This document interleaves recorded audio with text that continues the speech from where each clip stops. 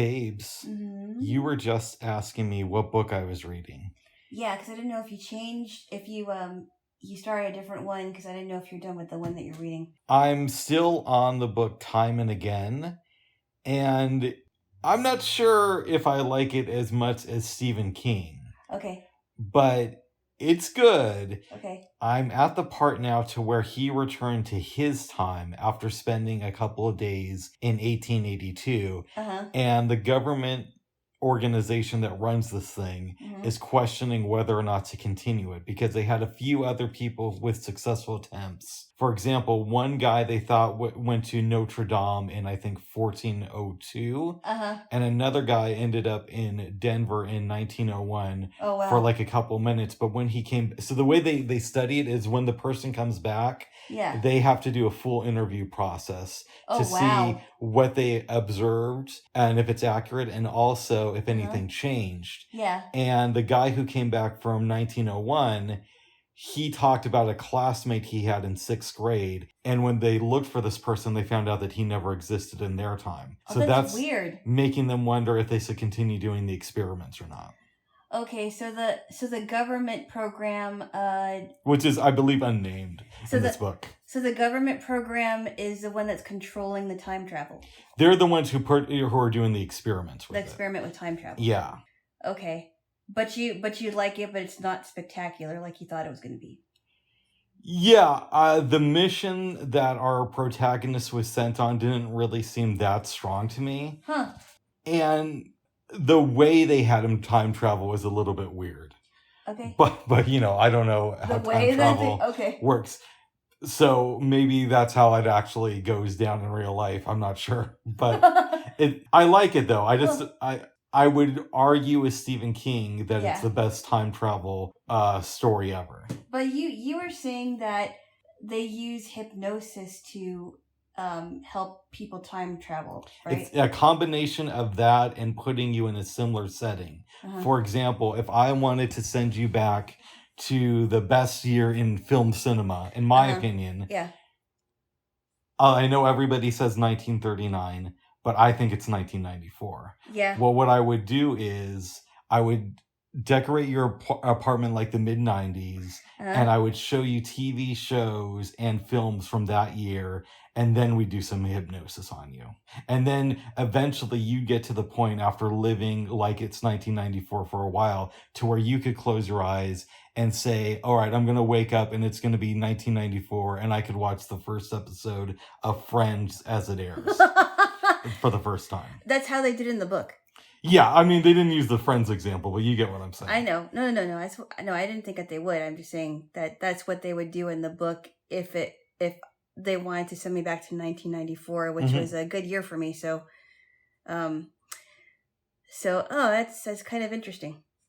In 94, babes. Yeah. Well, rather, this morning I watched the Siskel and Ebert best of films from that year. Yeah. And I like to do this game now to where is it 12 or less films from their top 20 that I've seen? Knowing, of course, that a lot of the titles are going to overlap. Yeah. And I had seen 8, but if we had counted the overlapping titles, it probably would have been more like 14 that I watched. Wow. Yeah. Yeah. Oh, I got so upset this morning, babes. Why? Not upset. You're irritated, right? Yeah, irritated. Yeah. I have heard about the French trilogy Red, White, and Blue since the 90s. And Roger Ebert said that his second film of the year was a 3-way tie between the films in the trilogy. So I decided to go on the place where I get descriptive movies, and I just typed in Blue. Right. And of course it didn't come up. What do you think we can do as blind people about the lack of foreign audio descriptive movies, if anything?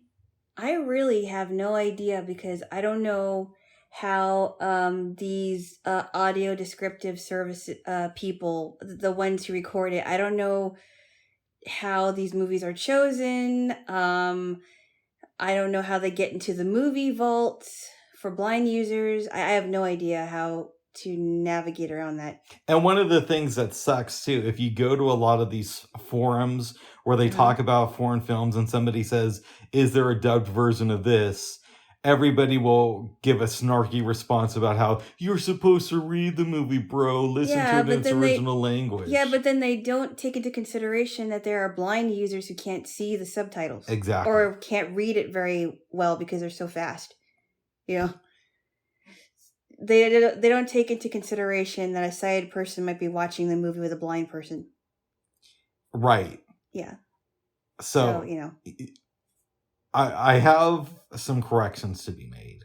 But before I do that, let me ask you a question. Yeah. And I know you haven't been to heaven, and we agree based on our limited experiences that if there is a heaven, it's going to be a lot different than things are here on earth. Yes, I think it's going to be very different. I do too. Having said that, assuming that we end up in the good place, do you think that we're going to have access to experience foreign films? I can't answer that question. Uh-oh. Bubs, I don't know. I don't even know if there's going to be movies up there. Like I said, all the stuff... all the stuff that we know here on Earth as we know it may not even be there in heaven because it's going to be a totally different experience. So I really can't answer that question. Nice. Well, I at least you're giving an honest answer. No, I really can't. I mean, I don't know anything about movies, concerts. I don't know anything about that. I don't know about books. I don't know if we're going to read books up there. I have no idea. I think it's going to be a totally, literally out of this world experience.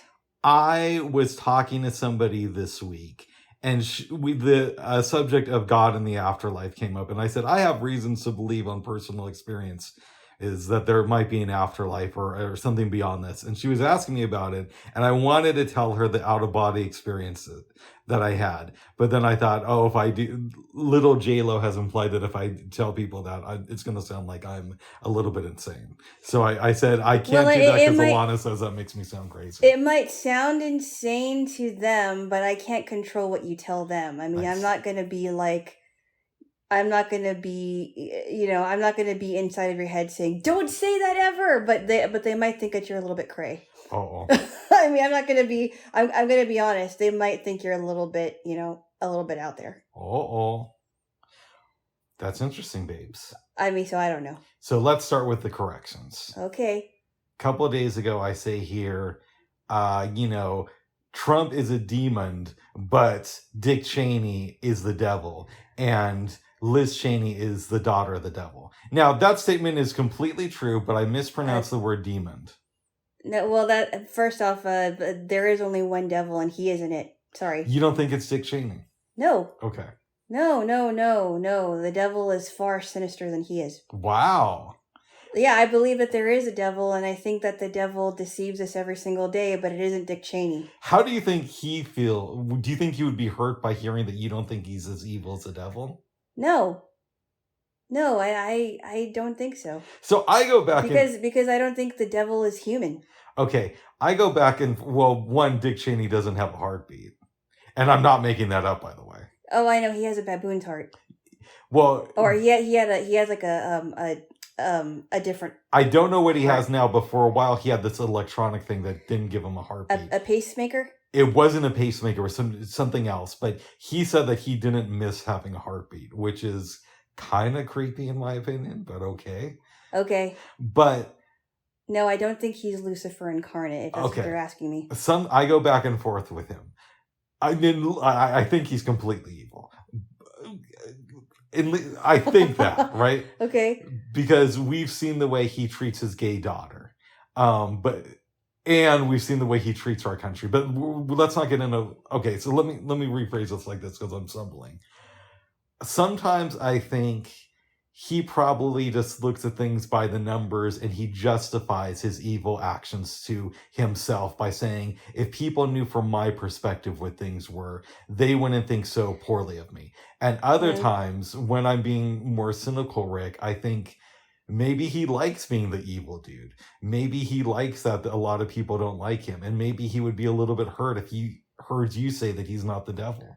No, I don't think so. I think it's safe to say that this man is very corrupt.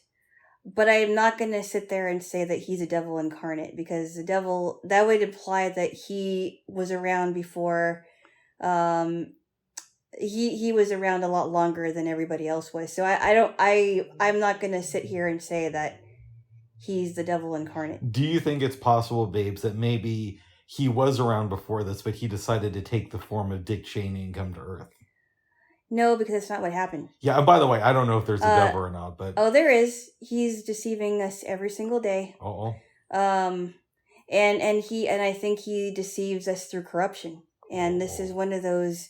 I think that he influences people to deceive many, and I think he may have influenced Dick Cheney. Now, I'm not saying, I don't know, I could be wrong, but because of the corruption that the Republican and Democratic establishment is a part of, I have a feeling that the devil is at work in that area. Oh. And I completely stand by it. But is Dick Cheney the devil? No, I don't think so. I hope he doesn't get triggered by hearing about this. I really don't know if he would be hurt by that. No, I don't think I don't think he would be hurt if I said that. Yeah. Because I don't think that humans should be considered Lucifer incarnate. I know that they do evil things. Some humans do evil things, but that also doesn't make them the devil either. I hear you. And in my life, when I think about the epitome of evil in our country, I don't think about Charles Manson, Jeffrey Dahmer, or Ted Bundy. I think Dick Cheney. No, but those people did far worse than he did. He's responsible for deaths of maybe 1 million people. Yeah, but I mean... And he did it for profit. Oh, yeah, but what about those other 3 people you mentioned? Well, it doesn't make them good humans. I want to be clear about that. It's not like because Dick Cheney is so evil, it makes Ted Bundy a superhero.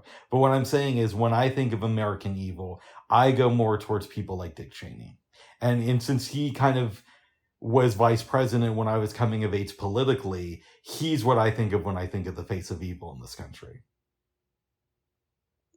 I mean, when I think about, I don't know, when I think about evil, I think about, Madeleine Murray O'Hair, and I mean, she was a very wicked person. I don't know who this lady is. Madeleine Murray O'Hair was the woman responsible for taking prayer out of the schools, and then she got into a lot of debates, but she was from what I understood, she was a very, very horrible and wicked, very hateful person. Not just because of that. And when she was killed, all they found was her toes or something, her feet and her head. Oh, I don't know. It was kind of interesting, but anyway. Well, I don't know about that. One of the people who I thought was very evil is Madeleine Murray O'Hair, and like the women who have killed people, like Diane Downs. I mean, she's a pretty evil person. Couple of things to say. One, we need separation of church and state, and also 2, Diane Downs. Actually, we do have that, except it's taken very differently. But why do we need prayer in school if we're going to have separation of church and state? Well, wait a second, though. What's that? That doesn't mean the way that you're saying it. It means that the governor... Oh! Are you going to listen to me, Bubs? Okay, now listen. Tickle? Ow. All right, kiss me so we'll have a tickle first. That hurt. Oh, well, you would hurt when you attacked my armpit out of nowhere. Give me a kiss. And all I was doing is tickling your lip. It wasn't your armpit, was it? Yes. And it hurt. Okay. All right, so tell me about... Well, the separation of church and state means that the government should not take part in religious affairs. So that means that we're getting in the weeds with this. Okay, we don't have to say in the weeds. What I would say is you're kind of proving my point only because schools are ran by the government. So why should they take part in a religious affair like No, praying? but if you're talking about... No. If you're talking about religious freedom, I think that students and teachers should have the right to pray in school. And I don't think that the government should get involved in that. And that's what the separation of church and state is. They don't get involved in religious religious freedom. Well, wait a second. Let's say I'm a Christian teacher. But we're getting in the weeds. No, but I'm just going to ask you one more question. Let's say I'm a Christian teacher and I know that there are 3 students in my class who are Muslim, and I impose my freedom by making them pray to a God that they don't believe in. Well, wait a second, though. Don't you think it's interesting that the Muslims are the ones who get, the Muslims are the ones who get accommodations and the Christians don't? I hear what you're saying. Don't you think it's really interesting? Because teachers aren't even allowed to have Bibles on their desks.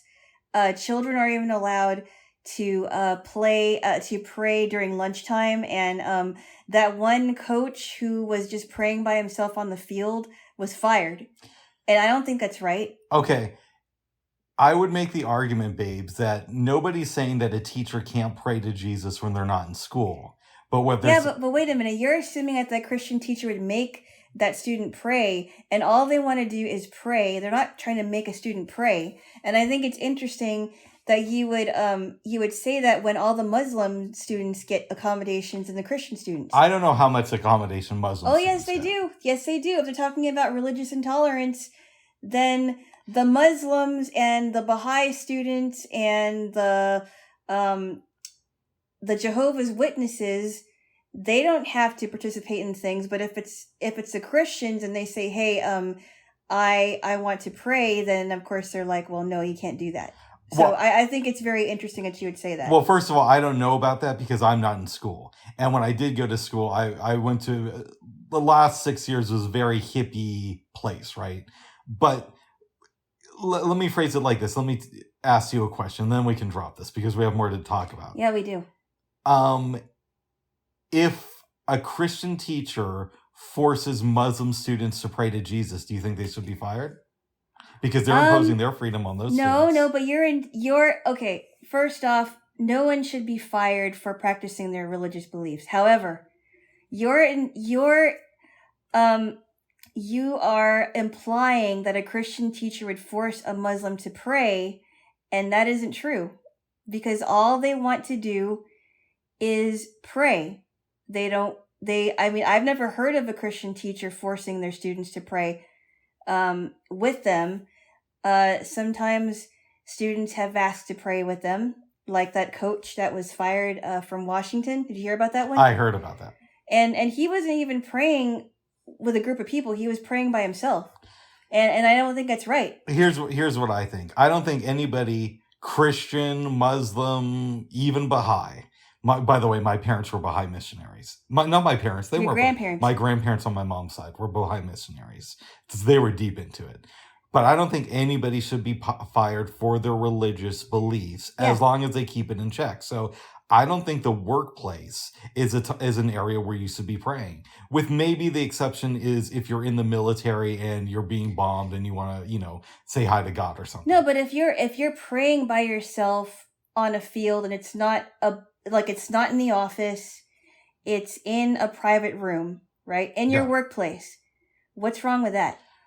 On the surface, it seems like nothing's wrong with that, but I would ask the question, what's wrong with praying at home and going to church on the weekends and coming to work to do your job? Yes, but you're basically saying that everybody else has freedoms. No. Everybody else, a transgendered person can use whatever bathroom, but if it's a Christian, then they can't pray in their workplace. Oh, it always goes back to transgenderism. I'm just giving you guys an example. Everybody else has accommodations except for the Christian. That's no. I think there's I think that there is some I have to push back on that. Okay, let me. It just seems that way to me. It just seems that way to me. Hush, honey. Let me tell you something. Hush? Did you hush me? I said hush, honey. That's going to be the name of the next B movie that I direct. It's going to be about a deaf woman who kills for fun and the man who loves her. But until then, babes, I don't think that Muslim, Jews, Baha'is should be able to pray at school either. And why not? Because that's their religious beliefs. Keep that at home or at your particular house of worship. And I would even go further. Second. Hold on. I would also say that atheists, maybe you have a thing to where if an atheist wants to rant and rave about how there's no God, you put them in check too. Yeah, but I mean, you're basically saying that nobody should pray at all. At work. At work. Yeah, but then what about other people? I mean, what about other people's accommodations? You know, you're basically saying that everybody else can have accommodations except for these people. Is that what you're saying? Yeah, because I would make the argument there in this country, yes, one of the big tenets is a separation between church and state. Yeah, but that's not the same as people wanting to pray at their, pray in a separate room if it isn't in front of a group of people. It's not like they're proselytizing. It's not like they're forcing people to pray. It's that they want to pray individually. Okay. Let's amend, you know what I mean? Let's amend this a little bit. Let's say, okay, if it's your lunch hour and you're eating by yourself and you want to say, hey, Jesus, I love you. Can you pray to you for a second? And nobody else is around. Okay, fine. We don't have to. I'm not talking about proselytizing people. I know. And I just gave you, okay, let's come to a compromise. If somebody, if it's like their lunch hour, they're by themselves and they want to pray, then it's not going to kill me. My goodness. What? Oh my goodness. Or if they're a devil worshiper and they want to pray to Dick Cheney, then. Bubs, what? Really? Really, I love you. No, you just squeeze my nose. Are you really going to write a movie called Hush Hush Honey? Probably not. This popped into my head as I said that. Yes. But Jaylo. Yes. We got down this rabbit hole because I called Donald Trump a demon, and I really should have said Donald Trump is a demon. Yeah, but it's okay. It's funny when you get words wrong. Thank you. And another correction I wanted to make is yesterday I talked about a YouTube video where this dude was breaking down cast iron. Yeah. And I think I called him Adam Rodriguez. Uh-huh. But instead I think it's Adam Ragosi. Oh, okay. And I'm dyslexic, and Ragosi. Yeah, dyslexic people screw up words all the time. Adam Ragosi. That's okay. Yeah. I mean, you were kind of close. Not quite, but you were kind of close. I was a little bit off. Ragosi. They both had R's in the name. Was he Italian? I don't know. Ragosi sounds almost Italian, I think. Oh. It's a cool name. Thank you. Adam Ragosi. Ragosi. Yeah. Interesting. Yeah, babes. Yeah. What do you think of Time and Again now that I've told you about it? I don't know. I may or may not read it. I don't know. I mean, time travel is fascinating to me too. Yeah. But I don't know if I'm going to read it. It's not one that I would push you to read, to be honest. Have you ever read I think it's a short story, and it's called Lost and Found. I've heard of it. I haven't read it though. It's a children's story about a girl who becomes deaf after her and her friend time travel to a different. I think they travel to a different time. That sounds cool. And she becomes deaf. Mm-hmm. I think that's how it was. My sixth grade teacher read it to us, and she was teaching a class on disabilities. And we read that book, and we also read a book called Follow My Leader about a young boy who becomes blind and gets a guide dog. I think I read that one when I was a kid. Which was, so to me, even when I was little, I was thinking, how is a boy able to get a dog when he was only 12? If I'm right, that's the book where the kid is holding like a firecracker and it explodes in his face. It's something like that, right? Yeah, I think something like that sort of happened in Lost and Found, except the girl becomes deaf. Oh. I think it might have been the firecracker. His name, and the funny thing is, his name was Jimmy Carter. Nice. I have something that I'm going to say which will probably make me sound insane. You already sound insane sometimes. Oh my goodness. But I love my insane wit. I love my nutty Jaylo. Oh my goodness. But I've wondered to myself recently. Now, I know as far as we know, humans don't have the ability to travel back in time, right? No, we don't. But here's what I've wondered. I've wondered if there's like any species of fungus that we haven't discovered yet that also have the ability to transport back and forward through time. Fungus? Yeah. So how would that work? Well, I don't know how that would work, but I'm saying the reason I think of fungus is because the more and more research you do into mushrooms, you realize that they have weird properties that we don't really understand. Because they're fungi. Right, because they're... Okay, we'll call them fungi then. I mean, they have fungi in it. Right, but they have all these weird things they can do. Like, some people have speculated, for example, and I don't know if this is true or not, that you could drop mushrooms where there's been a nuclear disaster, and that the mushrooms will take in the nuclear waste. And the humans wouldn't. Yeah. Now, again, that's speculation at this point.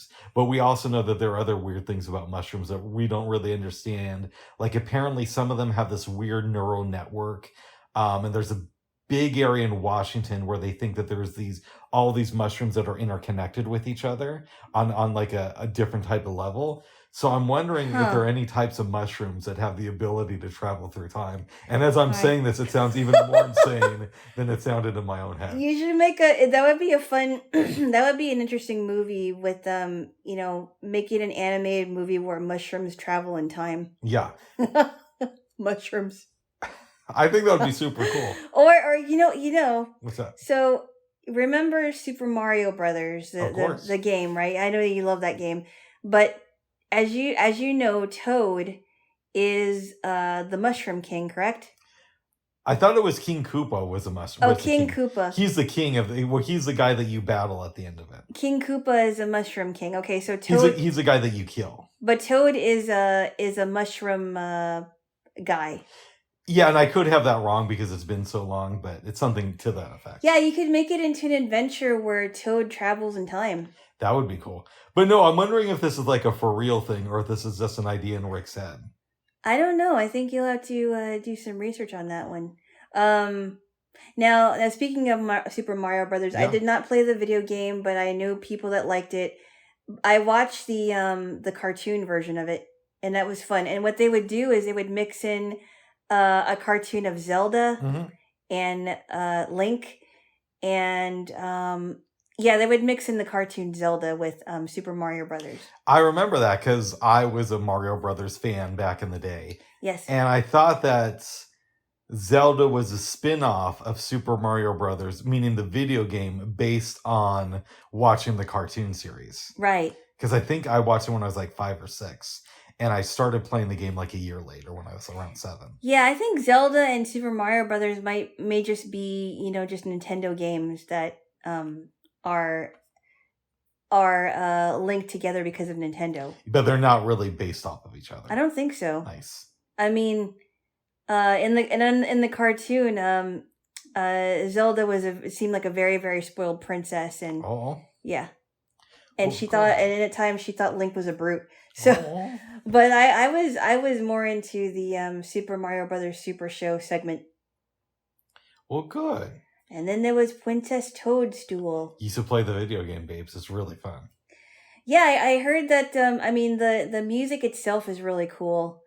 And I know some blind people that have been really good at getting to the levels. I know totally blind people who were great at that game. Remember, babes, I told you about that one kid who I never really hung out with outside of like specific camps and classes. Is that the one that you said you're going to call him?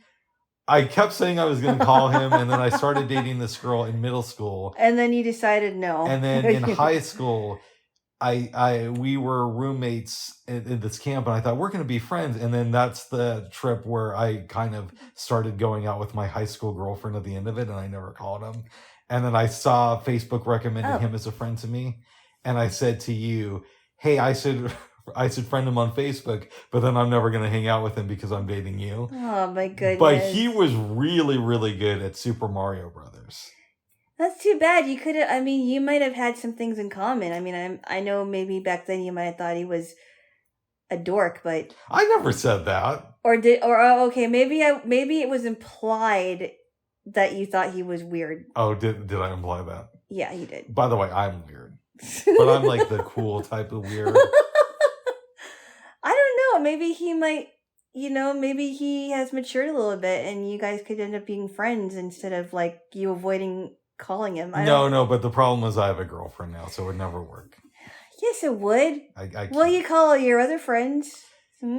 That's true, but I don't know, babes. I honestly think and if you get in contact with him and it turns out that he doesn't want to contact you because you never contacted him, then at least you know that you guys can't be friends because he doesn't want to be friends with you. Or he'll be like, hey, you want to hang out? And I'll be like, I would, but I have a girlfriend now. You're using me as an excuse. Well, I used all my other ones as an excuse. Oh my goodness. As I squeeze your nose. I don't know. I think maybe you should. Thank you. I think you should give the guy a chance. I mean, maybe he's done well for himself. No, but he may not want to hang out with me. And I kind of think, the moment's passed. He grew up in Portland, right? I think he moved to Portland from like Philadelphia or something. Okay. Yeah. But, I met him when I was a teenager. But the point of the story isn't what a bad person Rick is. The point of the story is he was really good at Super Mario Brothers. So, my friend who is totally blind, I used to go to her place and she would play Super Mario Brothers as I watched, and she was good too. Mm-hmm. She was good. Yeah, you used to give it a shot, babes. And I wanted to get into video games like she was getting into video games and some of my other friends, but it wasn't really my thing. They are super addictive once you start playing them. That's the only issue I have. But I know that I don't want to be turn into one of those gamers who will stay up all night just to finish all the levels. Yeah, it's good that you stay away from that then. Well, I'll tell you what though, Bubs. The next time I go to your place, maybe we can play a little Super Mario Brothers. Because you still have the console, right? I have the games downloaded, and I have a controller we can use to play the Mario games. Ah. Yeah, I have the original Mario. I only go up to Super Nintendo because apparently Macs are bad with N64 games. Oh, really? But yeah, the rumor is that Nintendo is going to release a classic N64 console. Oh, cool. And if they do that and it's reasonably priced, I might buy that. Cool. I think that would be kind of fun to do because I never got into playing Super Mario Brothers, but I know a lot of people love that game. Mm-hmm. And the music I love the music too. Yes. I never played any N64 games, but maybe that'll change the Jaylo. The only Nintendo game that I enjoyed playing when I was a kid was Duck Hunt. Yeah, you told me that. And I didn't know if I was doing it correctly, but every time the little dog laughed at me, I knew I did it wrong. Oh, yeah. But that was a very, very, very old Nintendo game, and I remember hearing that my uncle used to play Atari. Yeah, that's way back in the day. Way back in the day, yep, Atari. Yep. Atari. Some of my friends played Sega Genesis. Yeah, Super Nintendo, Sega Genesis. When I was a broke man, I couldn't picture this. Oh my goodness! You know what song that's from, right? I think so. What song? I don't know. You want me to tell you? Yeah. That was Juicy by Biggie and Faith Evans. Oh, that one. Yes. Yeah. There was another version of Juicy, but it was the older version in the 80s. Oh. And they sampled that song, but I don't remember who actually sang Juicy, and it was sung by somebody else. Nice. Juicy. I love the Biggie version. Yes. Lunches. I may have changed from a common thief, but to up close and personal. Thief? No, I may have changed from a common thief to up close and personal with Robin Leach. Oh my goodness! Lifestyle, the rich and famous. I don't think Robin Leach ever had any rappers on that show. It would have been cool to see Biggie on there, though. I liked watching that show when I was a kid. I love that show because I have this weird thing to where I think that rich people don't pay their fair share of taxes and all that stuff. And I think that they're clearly destroying our country. But I do like shows like Lifestyles of the Rich and Famous and Luxury House Tours. I love that stuff. I think it's fun to escape, have like some form of escape by looking at those apartments and and think, that would be interesting if I was living in that. Yeah. Even though it's definitely beyond your price range, my price range, but it's fun to imagine that you could possibly have a place like that. It is. Did you find that, I know that Cribs is different than Lifestyles of the Rich and Famous, but did you find that show was kind of like, did you think that it was real? I hated Cribs.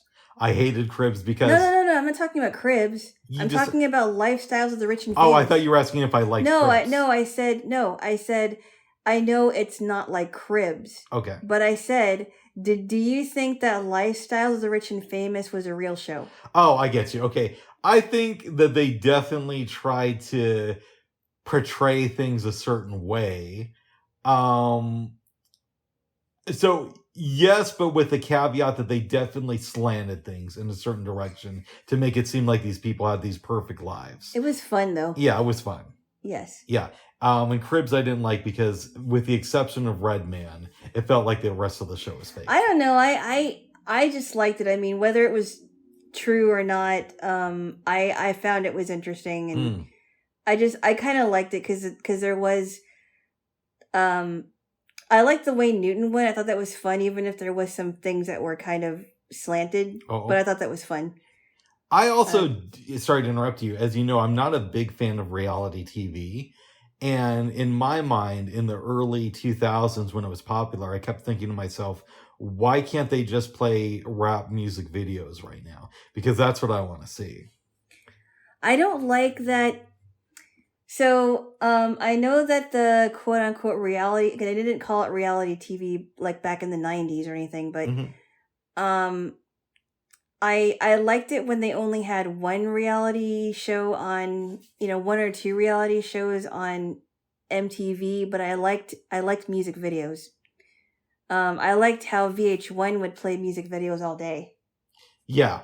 And people say, oh, it's so sad that they're not what they used to be. But I think of it like, well, we can watch that stuff on YouTube now. So it is better. YouTube is a better version of what MTV and VH1 used to be. Yeah, and they just went downhill. I mean, all there is now is just like these stupid reality shows that nobody watches.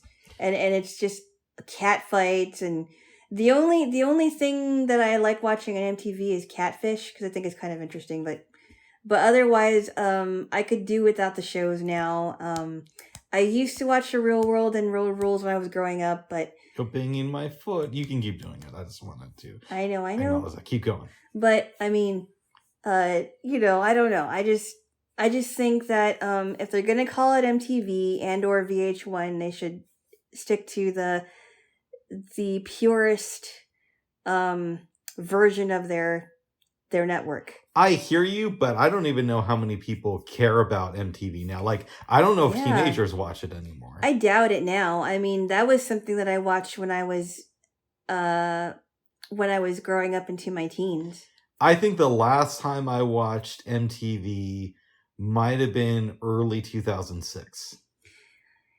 I mean, I think I watched it a little here over the years, but I'm so out of the loop with it.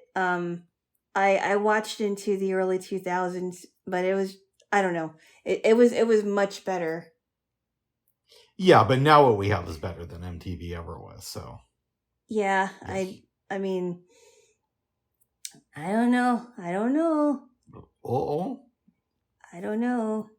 Oh. Yeah, Martha, and if you wanted to really go back to old MTV, they do have a station on Sirius XM where you can see all the older VJs like Martha Quinn. Yeah, I think we've talked about that before. Nina Blackwood, yeah. That's the 80s station, right? Yep.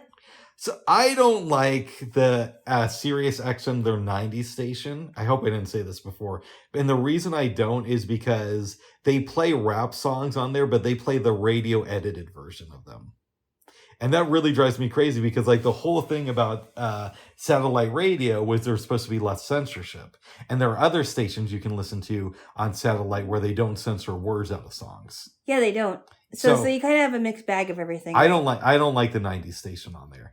I do like Lithium though, because it's 90s, but it's more like rock and, that type of stuff. Okay. I would love, and they might have it on Sirius, but just a 90s hip hop station. They probably do. They probably do. I'd have to check around. Because that's my thing. I told you that there was a station here, and I think it's a station here in Portland, and I think it's called Numbers. And like if you were really into 90s rap, and I don't know what they have about censorship, but I remember I was on the bus and I think I was meeting you somewhere. And me and the driver were listening to it. I'm like, I never heard of this station. I like this. This is like stuff that I grew up listening to. And I think the name of the station is called Numbers. Yeah, I've heard you talk about it before. I know, yeah. And I don't know. Yeah, interesting stuff there. Bye-bye. Yes, I don't like censorship on anything. I'm an anti-censorship person. I'm very pro free speech, babes. Okay. That's got to make you feel good. Yeah. Well, I just think that if you don't like what you're listening to, just turn the channel. Exactly. Turn the channel, listen to something else, but don't keep anybody from listening to what they want to listen to. Yeah, why do that? I mean, and why would you want to censor what somebody else is hearing anyway? I mean, I guess if you're a parent and you have kids or something like that. Yeah, I mean, you have the right to block those channels if you want. I mean, that is your family, but don't censor anybody else from listening to it if they're not living in your house. So there's a couple things. There's a lot about Sirius that I don't really like. Yeah. As you know, I love that Howard Stern is on Sirius. Yeah. But they don't have other talk shows. They don't have enough other talk shows that I like on Sirius. Really? Outside of Howard, and he takes tons of vacation now, and rightfully so. Like he's Howard Stern. He's getting old. Yeah, but I would like if there were more like talk shows on that I could listen to and enjoy. Yeah. I don't like that they censor some of their stations, and I heard a rumor, and I need to check into the validity of this, that Clear Channel, aka iHeartRadio, owned a piece of XM. Oh, really? And obviously Sirius and XM merged like over a decade ago. Okay. So I don't know how much of it is controlled by our iHeartRadio. I know it's not the entire thing, but I'm assuming that they have some influence on the programming, which I don't like. What I don't like about Sirius, and I've listened to Sirius at people's houses in the past. Yeah. And I don't like that sometimes they'll say 70s on 7 or 60s on 6, but some of the songs that they play are not from the 60s. I know, that stuff drives me crazy. I know, too. It's like, hey, this is not 60s, it's like 75 or whatever. Yeah. And I was like, what is this? Or, the 50s on 5, and then they play like a 60 song. That drives me crazy, That too. does. You know what I would love, babes? What's that? Also, if they did like a spin-off 50s channel or 60s channel, but it was all like obscure music that was released during that decade. So have a lot of foreign stuff, or a lot of artists who didn't make it, or maybe popular artists but played just their album cuts. Or a one-hit wonder that had obscure stuff that was never released. Exactly. I mean, I there's so much obscure stuff in the 70s. And 60s that I had never even heard of. And I'm sure that there's some in the 80s that I've never heard of. There's so much more that Sirius could be doing, I think. I would love a 20s station and a 30s channel. I know. Yeah. The really early stuff, early jazz stuff, like, from Louis Armstrong's era to bebop and stuff like that, because... It's good stuff. It's very good stuff. Big band. I love big band jazz. They do have a 40s channel which plays some big band stuff. Really? Yeah. They don't mix it up with 60s stuff, do they? I don't think so. At least not when I've heard it. Yeah, because some channels do, and it's like, what are you doing? I hate that. I know. I hate that. I do like their salsa station is really good. And they have a hip-hop instrumental station that I like. Cool. Yeah. No, I like that. I like instrumentals. I do too. It's different than music. Yes. They probably have a music station, too. They have an elevator music station. My goodness, who would listen to that? Well, your friend, one of your friends would listen to it, a local person. You think so? Oh, I think she'd love that. Yes. Well, I don't know. The next time I get in contact with her, I should ask her exactly what artist she likes. Mm-hmm. Or is it Muyak? Yes. Yeah. We didn't talk about that. Jim Seals died recently. Wow. Yeah, that's right. We talked about it privately. I didn't even know that. That was like how long ago was it? A couple weeks ago. Wow. Jim Seals. Who knew my grandparents? He used to stay with them, according to my mom. Wow. Because him and Dash Crofts. I believe so, because my mom said that Crofts and Seals stayed with them when she was a kid because they were into the Baha'i faith. And again, my grandparents were Baha'i missionaries. Wow. Yeah. Yeah. I knew a woman that went to a a program with me, and at the time that I met her, she was very much into the Baha'i faith. Don't know how long she was in it, but she wanted one of her nicknames that she wanted to be called was Dash. That's weird. I know. She was very into Seals and Crofts. Now I like Seals and Crofts too, but not to that extent. Yeah. Here's a question for you. Yes. Let's say I become religious and I also become conservative, but I become like a conservative Baha'i person. Mm-hmm. How would you feel about that? That would be a little bit strange. Oh. I mean, all I know about the Baha'is is that they try to unite religions, and I don't think you can do that because most of them are monotheistic. Exactly. Especially Christianity is very monotheistic, so I don't know that you. I heard that it's like one of the most one of the religions that's growing, but I don't know how that would work because it's very it tries to unite religions, and I don't think it could happen. I do want to read more books some books about the Baha'i faith, only because my mom was raised in it. But whenever I'd ask her about it, she'd say, "Oh, it's a beautiful religion," and she really wouldn't go any deeper than that. She probably didn't, she probably didn't really take a time to understand it. I agree with you. Because it's one thing to say that it's a beautiful religion, but not say why. You love stories about little kids. What? You love stories about little kids, so I'm going to tell you one right now. I think I might have heard this one. I don't think you've heard it here. Really? So my grandfather, before he became a missionary in the Baha'i faith, was like a Christian minister. I don't know if I ever told you this. Yeah, I did. You did. You told me about the. Okay, I haven't said it here, babe. So let me give the punchline. Okay. So when, I don't know, my mom and sister are like 3 or 4 years old, the family decides that they're no longer going to be Christians and that they're going to become members of the Baha'i faith. So some people from my grandfather's old church go over and they try to convince him, you're such a great minister. So he was a pastor then? Pastor, minister, something like that. I'm bad with the terminology, I know. But they, he should really come back to the church. And he's like, no, I've been doing some research. The Baha'i faith is great. So they go outside and they see my mom and her sister talking on the porch. Yeah. And my grandfather's like, oh, what are you two doing?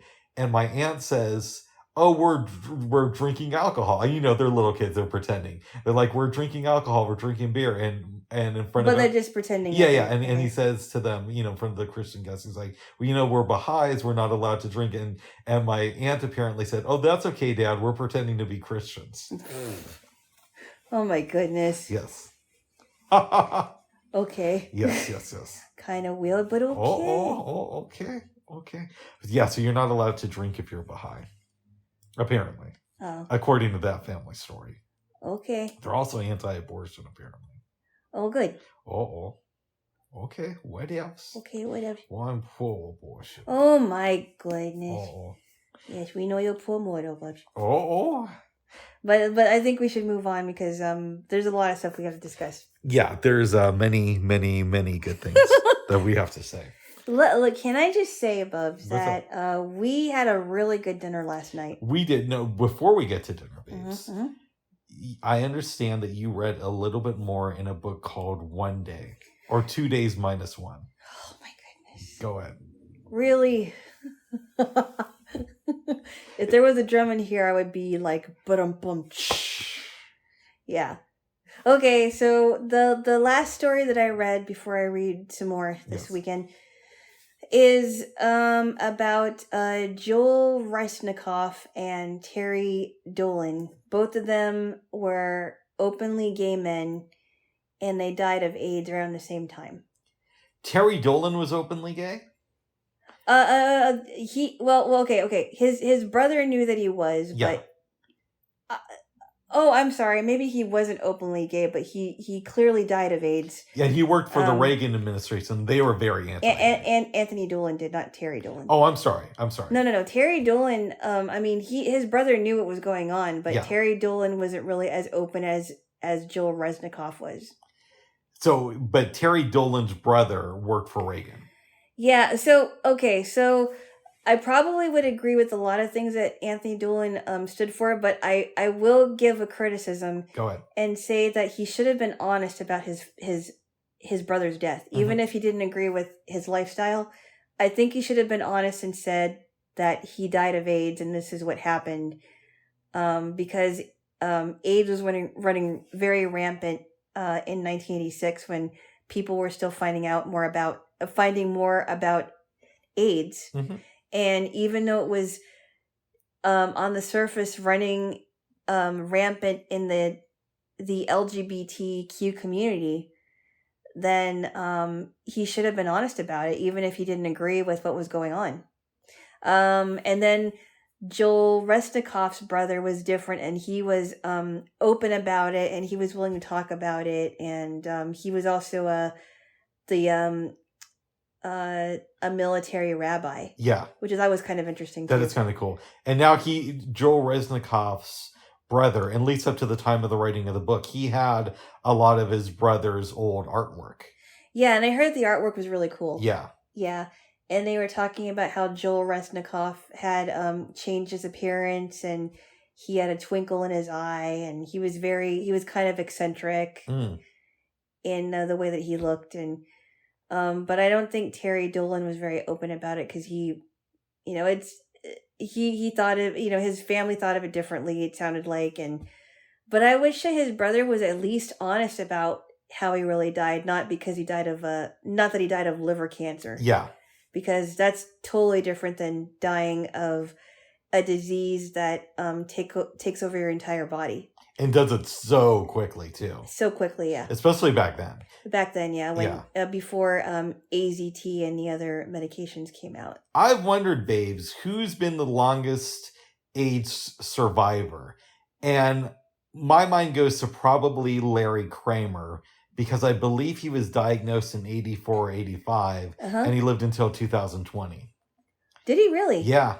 Huh. And I think technically his cause of death was cancer. An age-related cancer, though, right? Yeah. I could be wrong with that, but it's something like that. I didn't know that he died in 2020. Yeah, he was older, though. He was in his late 80s, I want to say. I didn't know that because I remember seeing a clip of him when I took that humanities class in 2002, and I thought he died already.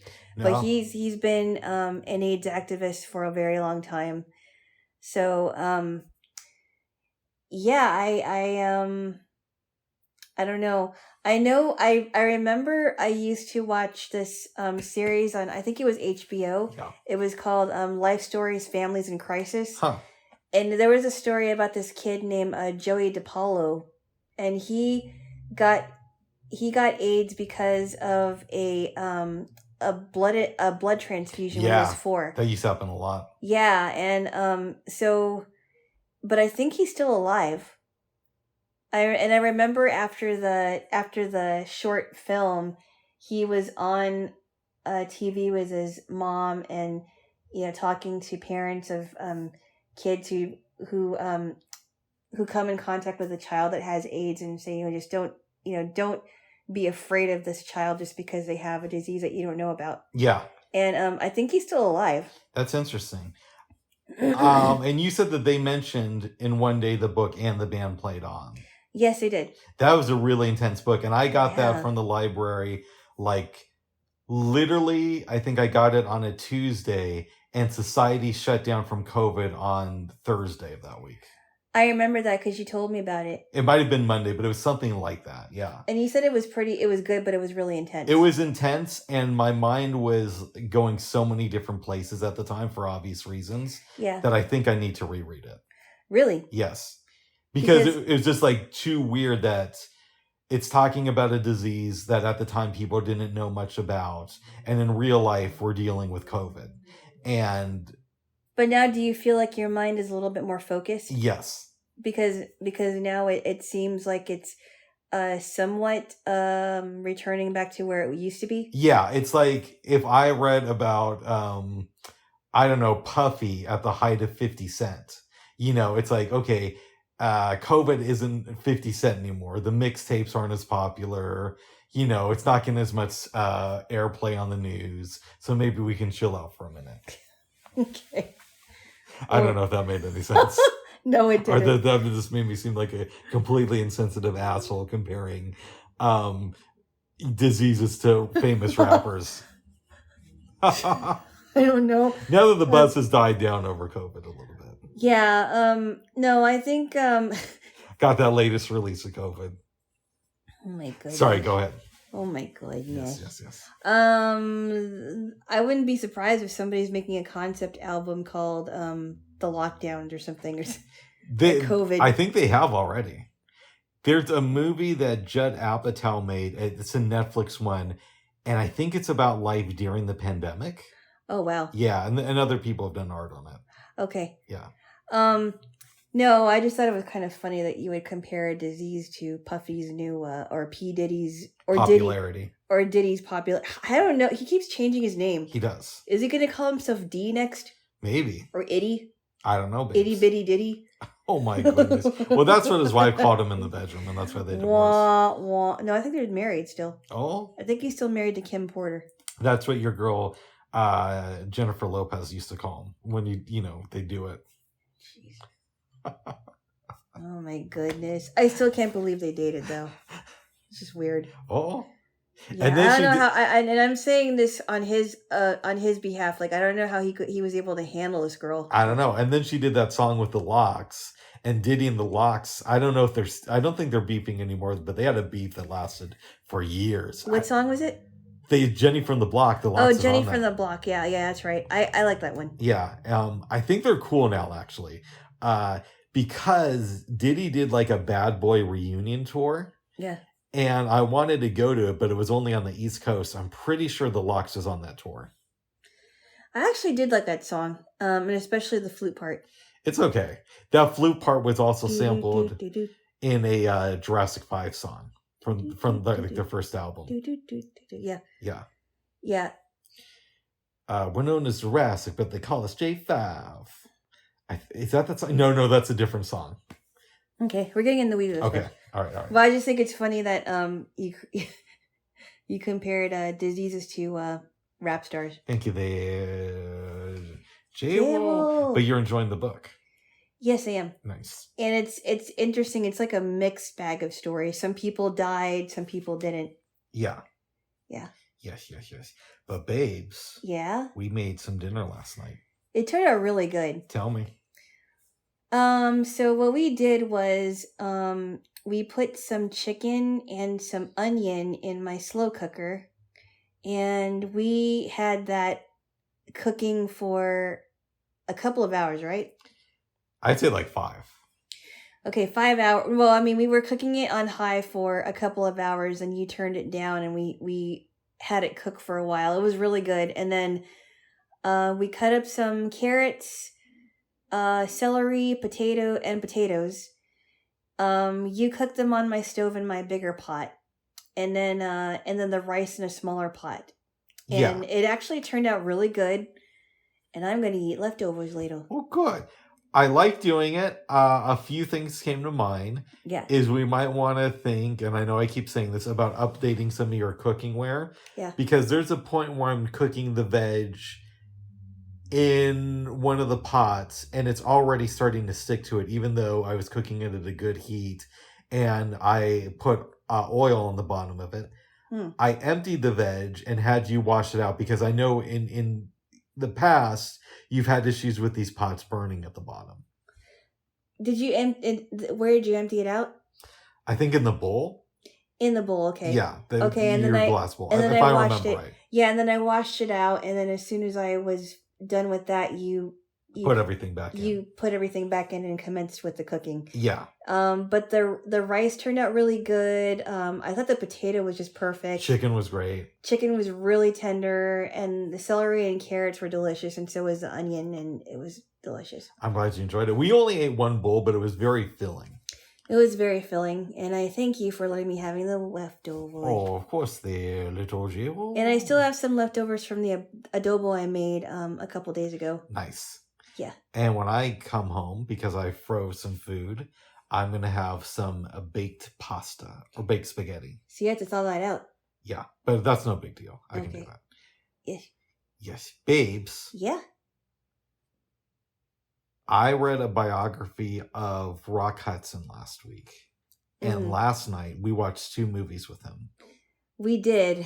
The first being Big Person. Giant. Not big person, it's giant. Yes. Do you want me to give, I'm going to try to give a short recap of this movie because it was a long movie. Tell me. Okay. So, Elizabeth Taylor's character, whose name is Leslie, I forgot what her last name was. She came from a well-off family. Yeah, not as rich as Rock Hudson, but they're doing okay. They're doing okay, and their house was a pretty good size, and they always had a good breakfast. I guess they had a breakfast trolley, whatever that was supposed to look like, and things were a little bit more elegant, I guess you would call it. Mm-hmm. And I think she was supposed to marry this guy, but she was interested in Jordan Benedict, who was visiting the family. Yes. I'm not sure how he was connected to them, but he ended up visiting the family, and it wasn't that long after that she married Jordan, and they took a train all the way from Maryland to Texas. And he had this land that his family called Rieta. Hold on. I might have to sneeze. Oh. It's 500,000 acres. A lot of acres. Yeah. Yeah, that's big pimping right there. Spending G's. Yep. Yeah, so he had 500,000, right? Yes. Acres of land, which is a lot of land. And he was taking over that farm along with his sister Luz, who was the mama hen of the place. That was his sister. Mm-hmm. She is trying to get used to this because she's used to the life in the north. And Elizabeth Taylor is. Yes, and they're kind of, Luz and her and Jordan are kind of looking down on her because she's from the East and they don't know anything about. She's a Yankee. She's a Yankee and they're Southerners, and she doesn't know about the life of a cowboy and all that. So they have this get together, and it was pretty clear that Luz had her place in the house and Leslie was trying to take over and she didn't like it. Luz takes it out on her horse on Warwind, which was supposed to be the horse that Leslie was going to ride, and hurts the horse to the point where the horse had to be put down or shot rather, and she dies because she got sick. So Luz gives the land to Jet Rink, who was a young guy that Jordan knew. And not all of the land, just a small part of it. Yeah, just a small part of it, and he decided to do something with it. Somehow he decides that he's going to keep it because Rock Hudson tries to offer him double the value of it in money, but the guy says, no, I'm going to keep the land, and he discovers oil on it. Yep. And he becomes rich off of that oil. Mm-hmm. Go on, please. Time goes by. Elizabeth Taylor and Rock Hudson have kids. 3 kids. Yeah. And Rock Hudson, in my opinion, in this movie is a little bit too into this land. He's very intense. Yeah, about the land. And it's bro, come on, there's more stuff in life than land. I get it, it's cool. But... And also, he wants to keep up with the family tradition and he wants his son to take over it. Yeah, and not only that, but he is really upset when anybody suggests that maybe they dig for oil on his land, even though he'd make a lot more money doing that. Mm-hmm. Kids grow up. The son, Jordy, doesn't want to be a farmer. He decides that he would be better as a doctor. And this is going around the same time as World War II starts. Yep. Because at one point the daughter is with her man, and we hear a report about Pearl Harbor. Right, and the daughter is the one who wants to have a small farm with her husband. Mm-hmm. Yeah.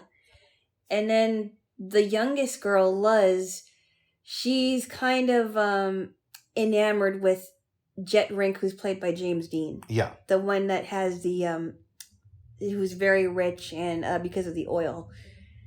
And she's not very smart. She's kind of flighty. She's sort of, kind of vain and is not that mature yet. No. Jordy ends up marrying a Mexican lady, Juana. And back then that was a huge deal. Yeah, back then in the 50s apparently. 40s. 40s, okay. Sorry. When the movie's based. No, 40s. Yeah. Back in the 40s, that was a big deal. And, I thought it was very interesting when, Jordan, Rock Hudson's character, didn't want his wife associating with the Mexicans, especially the doctor who helped this Mexican family. Well, he didn't. It was their doctor, and Elizabeth Taylor, sort of early on in the movie, hears a crying baby and goes to help it, and she realizes that she's going to need a doctor. Yeah, and Jordan didn't want her using their family's doctor because of race and class issues. Right, exactly. Mm-hmm. So I found it very interesting that, Jordan said things like, well, I thought she was a very nice girl when you met her, but then when you married her, that was a different story because I knew that you're going to have some problems. Referring to Jordy, yeah. And I know I'm skipping some things because there's a lot of things in it. Movie. But he basically changed his mind after Jordy confronted him and said, I can't believe it's my own father that's saying this stuff, and literally confronting his dad, and then his dad ends up getting into a brawl with this guy that owns a restaurant and bar because he wouldn't accept his Mexican daughter-in-law and the family. Well, that's near the end of the movie. Yeah, I know. So they have some kids. Jordy and your girl have some kids. Have a son. Yeah. And Elizabeth Taylor takes her grandkids out, one of them being Jordy's son. Yeah. To this place with the dad, with Rock Hudson. The grandpa, yeah.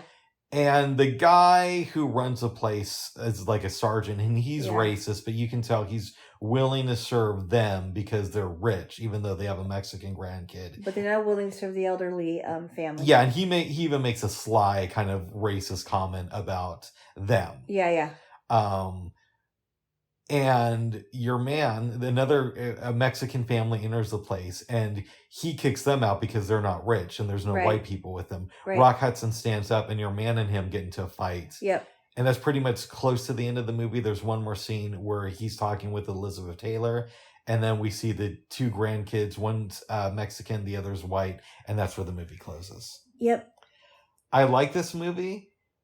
It reminded me a lot of Gone with the Wind. It did, but in a different way. Because in both movies, in Gone with the Wind, obviously it's about the Civil War, but it's also a lot about land.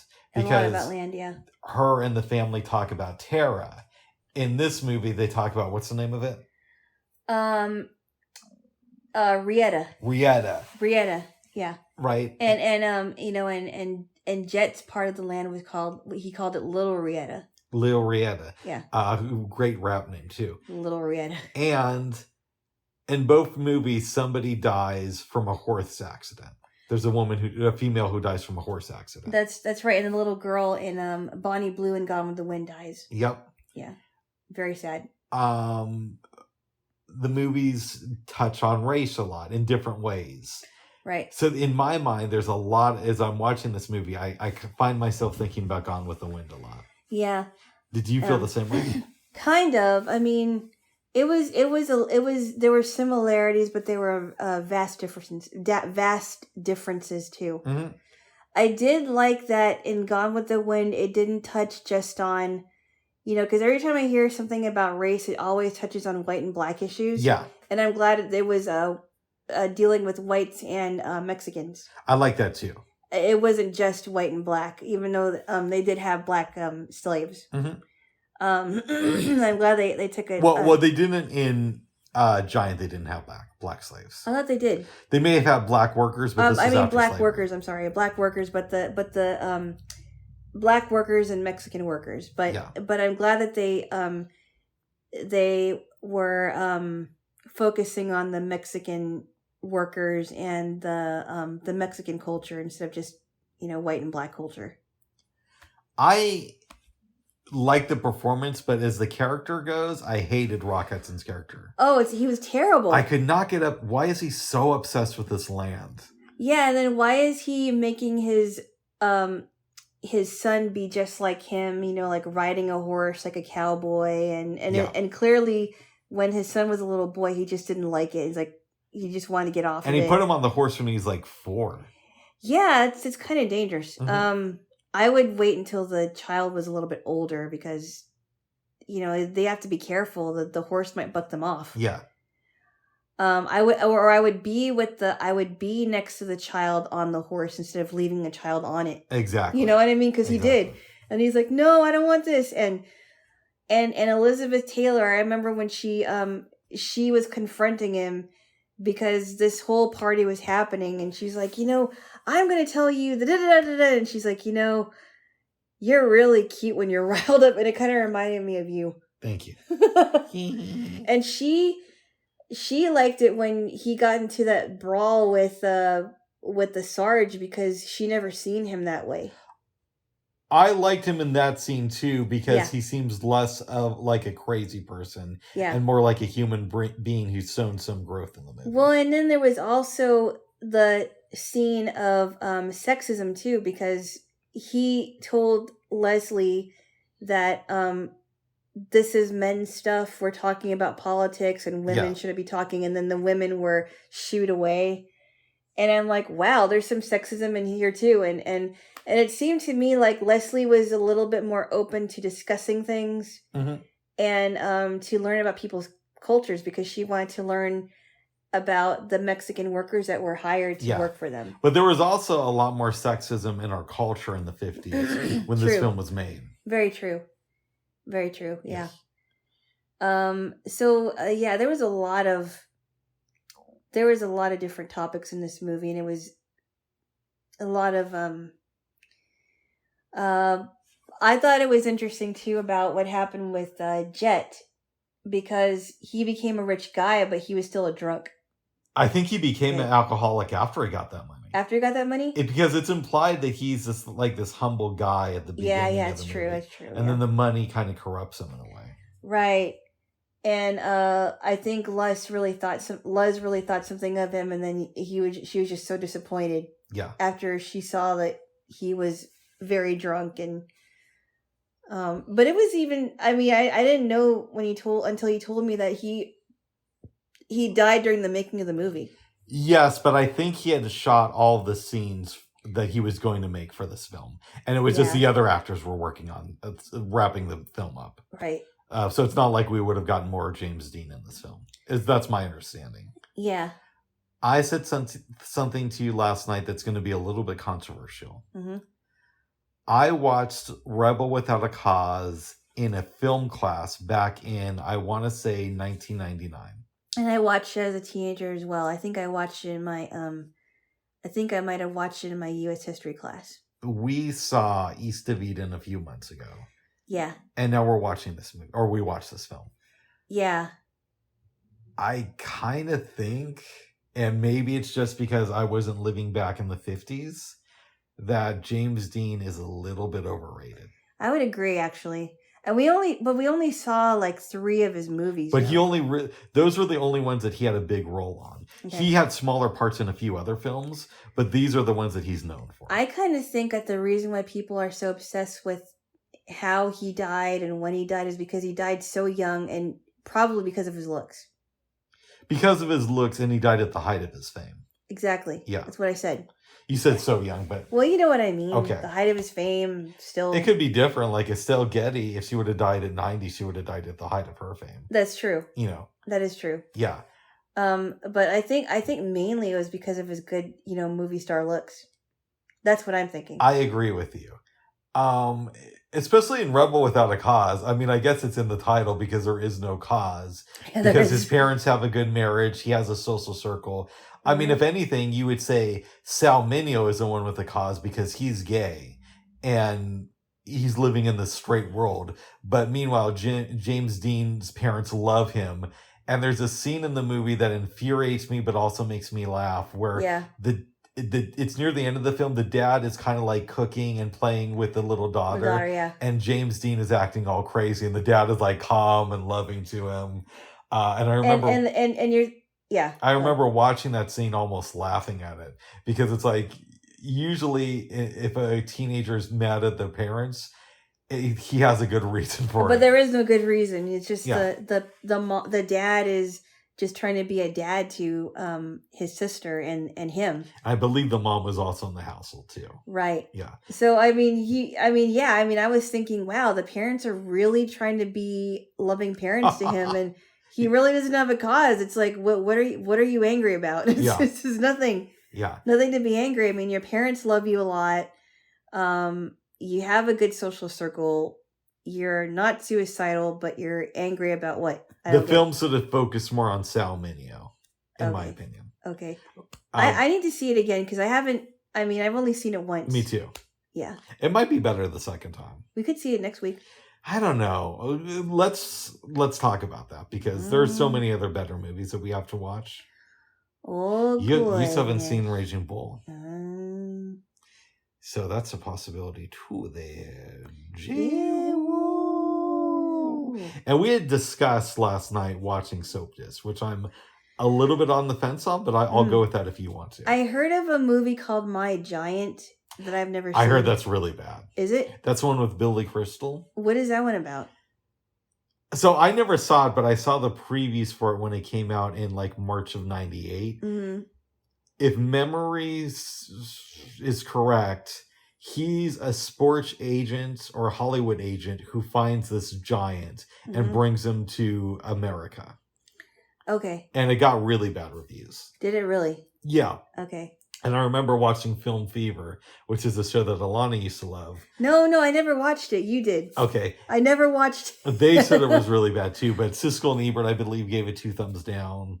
No, I never watched it, but I did watch a little bit of Mystery Science Theater, which was a really weird show. My mom loved that show, and I could never get into it. It was a weird show because you got these guys that are like making these really dumb commentaries. No, I've seen it before. I just didn't like it. I didn't get it. Actually, not just my mom. I knew other people who really liked it. I didn't really get it. Yeah.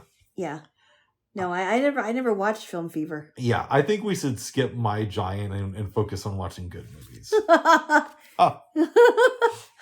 Because there are so many good movies out there that we haven't seen. Oh, goodness. So, I told you that I was watching the Siskel and Ebert list of best films from 1994. Yep. A film that they mentioned on there that I haven't seen, but was pretty high on Roger Ebert's list, was The Last Seduction with Linda Fiorentino. Oh, what's that one about? I don't think I remember. If memory serves, she is with a man and they like rob a bank and she leaves him behind to face the charges. And then it's about her trying to seduce another man to do the same thing. Oh, wow. Yeah, it sounded really interesting. Huh. That might be one. We got some possibilities there. Jaylo. Yes. It's almost that almost reminds me of, well, kind of. That almost reminds me of Double Indemnity, but I don't think anyone's killed in that one. In The Last Seduction, right? I don't know. I haven't seen it. Okay. Yeah. But there's a lot of good movies we got to watch. There's a lot of documentaries we haven't really seen. Whoa. Yeah. So there's some stuff to watch there. Jaylo. Okay, so now we're gonna go to the next movie. Oh, before we do that, wait. would you recommend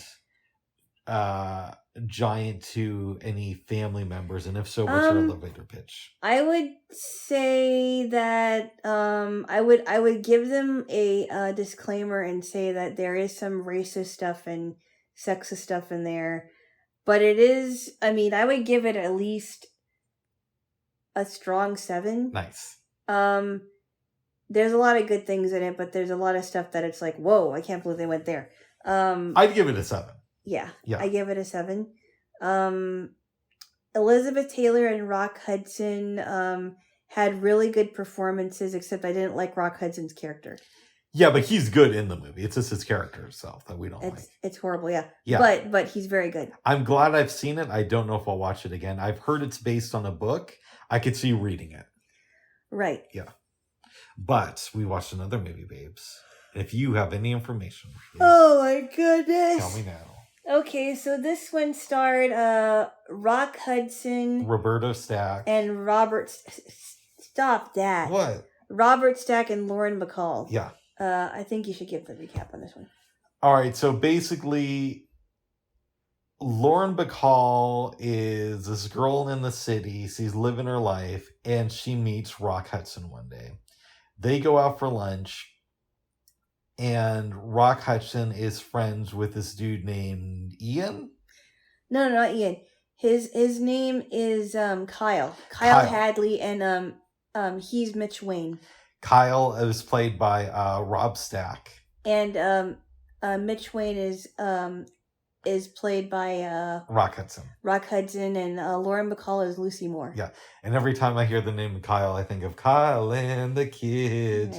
If you've seen BoJack Horseman, my opinion, best animated series ever, even better than The Simpsons. Oh my! Not that you asked. Oh my goodness! No, I didn't ask. Okay. I don't know if anybody else did. Kyle is a super rich dude. Got his money from his family. And your buddy, Rock Hudson. I keep calling him my buddy. I thought you two were friends. No. Okay. I don't know these people, Bubs, and they're dead. Okay. Well, whose fault is that there? Jaylo? It's not mine. Well, I don't know. Go on, Bubs. Rock Hudson used to date Kyle's sister, but we find that out later. Yeah. They go off, meaning Lucy, Kyle, and Rock Hudson, to Florida. Uh-huh. And she tries to leave early because Kyle gets her this really nice hotel room, but she thinks, oh, what else is attached to this? Kyle goes after her. Yeah. They get married. Yep. And things are going pretty well for a while. Until Marilee enters, who is his very... Well... What? Well, hold on. I still think that things are going well when C comes into the picture for a while. Yes, for a while. But Kyle really loves that song, Kyle and Oh my goodness. Oh my goodness. No, he doesn't. And he wants his own kid so he can make that music. Oh, jeez. Maybe I may have exaggerated slightly. You made it up completely. Okay.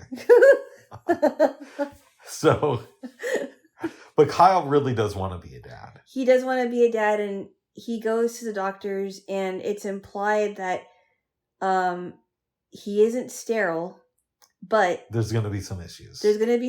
But they want to. He wants to work with him so that they can have him and Lucy can have kids. Now, my man Kyle had a little bit of a drinking problem before he met Lucy, and hearing this news makes him fall off the wagon. It also doesn't help that his sister kind of gallivants around with other guys and is still into Rock Hudson's character's name. She's still in love with Mitch, and she vows to be with him either married or not. So yeah, she's very obsessed with him. But she tries to plant it in Kyle's head. Hey, Mitch and Lucy have something going on. And it's kind of making him spin out of control over this. Meanwhile, Mitch is just trying to help with Lucy. Yeah. They don't know what's up at first. Yeah. They talk to the doctor, Lucy does, and finds out that, hey, this is just, we think this might be an issue, but by the way, you're pregnant. And she's pregnant, yep. They go back. Kyle's really drunk. And there's a scene where Lucy tells Kyle, hey, you're going to be a dad. He gets upset thinking that she's hiding a pregnancy from Mitch. Kyle hits her. She falls to the ground and miscarries. Yep. Kyle leaves.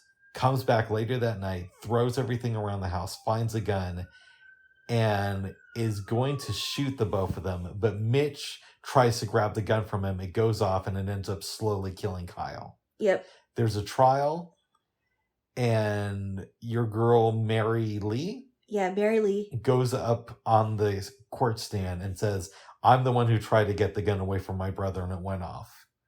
Mitch gets cleared of all charges. He leaves with Lucy. Mary Lee has all the money, the big house, but no one to love. But here's the thing I didn't get. Go ahead. Because I thought she was going to throw Mitch under the bus. I did too. But she ended up saying, saying that, Kyle killed himself because he was very depressed. Yeah. And I thought it was interesting, too, that before the whole trial happened, Mitch said, you know what, things aren't going to change if you were with me. Mm-hmm. And I think he was very right to say that because she never changed.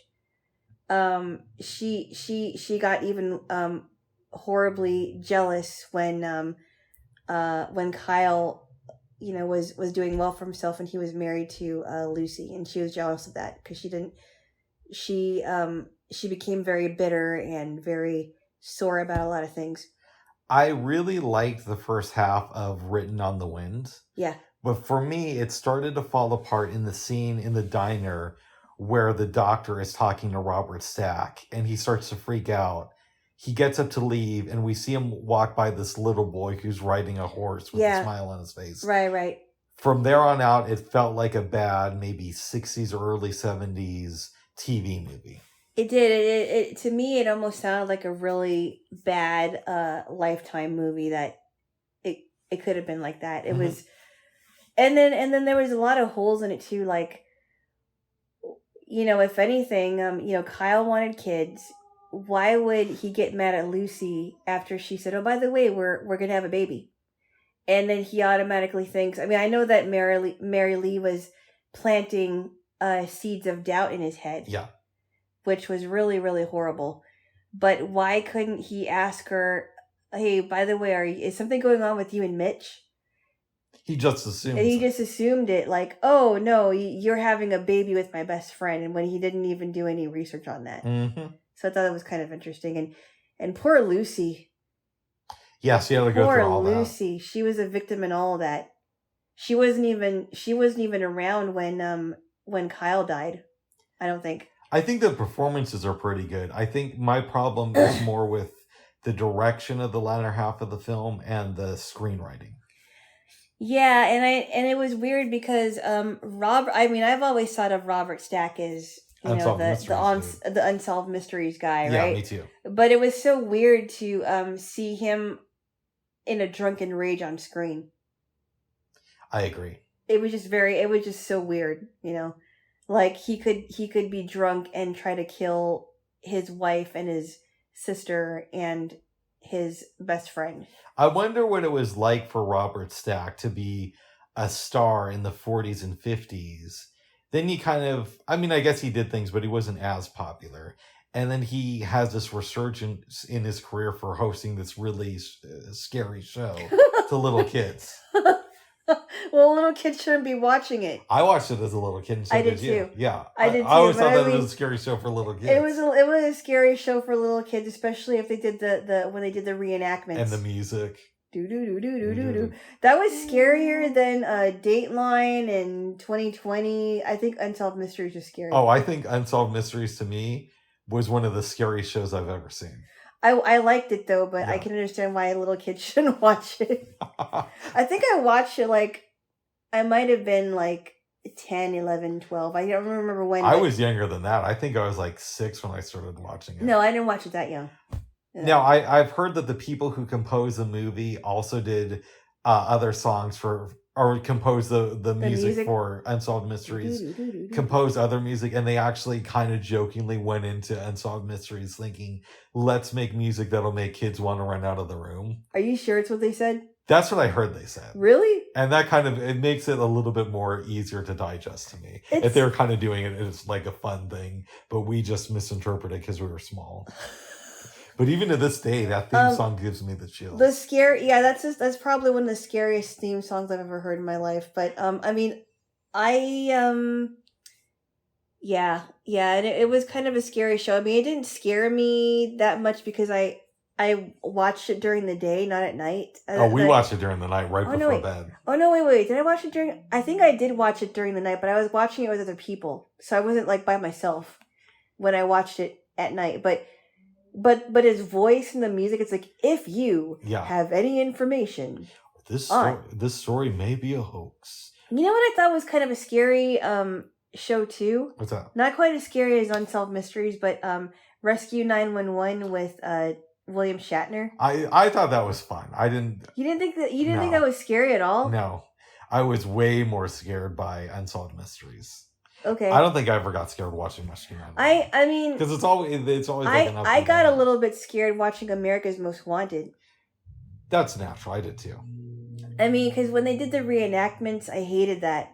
I hated the reenactments. They freaked me out so badly. It wasn't the story that scared me with the Unsolved Mysteries and all that, but the scariest thing was the reenactments because I thought they were real. There were so many crazy stories and Unsolved Mysteries that kind of stick with me. Yeah. Like I remember the one about this doctor who used to hit on women, and he was a psychologist, but he'd give them these date rape medications or these roofies. Well, no, but they was into cocktail form, but instead of just raping them, a lot of them would die when they fell asleep. Oh jeez. Yeah, I don't remember that one. There were other ones too that were just like over the top scary. I think there was one that I heard, and I think it was on Unsolved Mysteries, about this woman. I forgot what her name was, but she was this babysitter who was taking care of this family's kid. And somehow the kid died in her care, and I forgot. Yeah, it was a little bit scary, and I don't remember if it was Unsolved Mysteries or another show, but it was not good. They have the Unsolved Mystery stuff online. You know, Netflix tried to do a reboot of it a couple years ago. Ew, it might be scarier. No, I tried watching an episode. Yeah, and at least from what I could tell, they didn't even have the music. They tried to change it from the original. I believe how they did it. And again, I'm going off of memory, is each week they would focus on one case or each episode, and they didn't have a host, so it would be the people telling their stories. Huh. Yeah. But Pluto TV has the original Unsolved Mysteries. I believe Amazon Prime, you can also find it there too. Oh, wow. Part of me wants to watch it, but part of me thinks I'd still be freaked out by it.